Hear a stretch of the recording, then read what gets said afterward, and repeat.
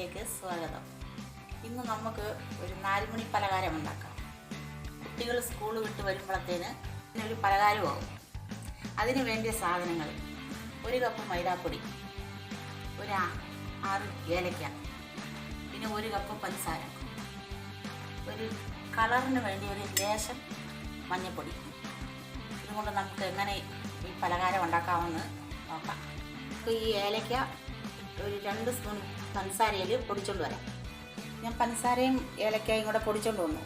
ഇനി നമ്മൾ ഒരു പാത്രത്തിൽ 1 കപ്പിൽ ആ പൊടിക്ക് ചേർന്ന വെള്ളം എടുക്കാം.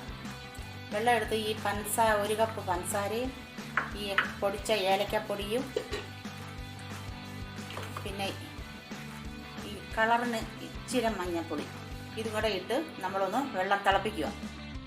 ചായയിട്ട് നിങ്ങളെ കാണിക്കാം.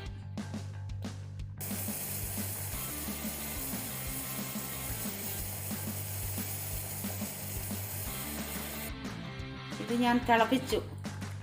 ഇനി നമുക്ക് ഇത് ആറിക്കഴിഞ്ഞിട്ട് ഈ പൊടി ഇതിൽ ചേർത്ത് മിക്സ് ആക്കണം. ആറിയിട്ടുണ്ട്. നമ്മൾ ഈ മൈദാപ്പൊടി ഈ വെള്ളത്തിലേക്ക് ഇടുക. ലേശം ഇട്ട് കട്ടയില്ലാതെ നമ്മൾ ഉടച്ചെടുക്കണം.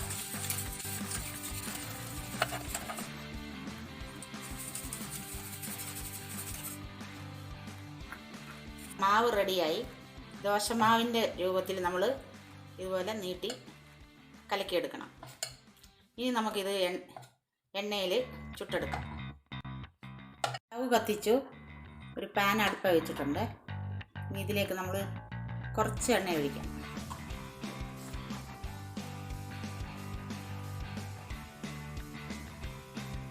തീനെ നമുക്ക് മീഡിയമിൽ വെക്കണേ. ഇതിലേക്ക് ഒരു തവി മാവ് ഒഴിക്കാം.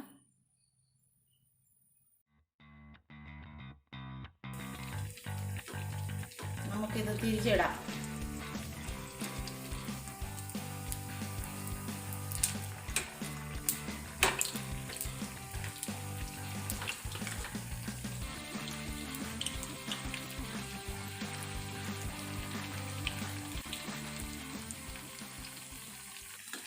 ഇതിൻ്റെ സൈഡ് മൊരിഞ്ഞ് വന്നിട്ടുണ്ട്. ഇത് എണ്ണയിൽ നിന്ന് നമുക്ക് എടുക്കാം. ഇതിൻ്റെ എണ്ണ നമുക്ക് മുഴുവൻ ഇങ്ങനെ ഞെക്കി കളയാം.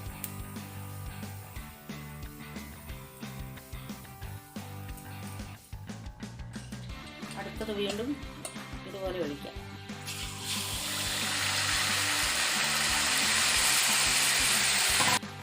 പലഹാരം റെഡിയായി. ഇത് നമുക്കൊന്ന് മുറിച്ച് നോക്കാം.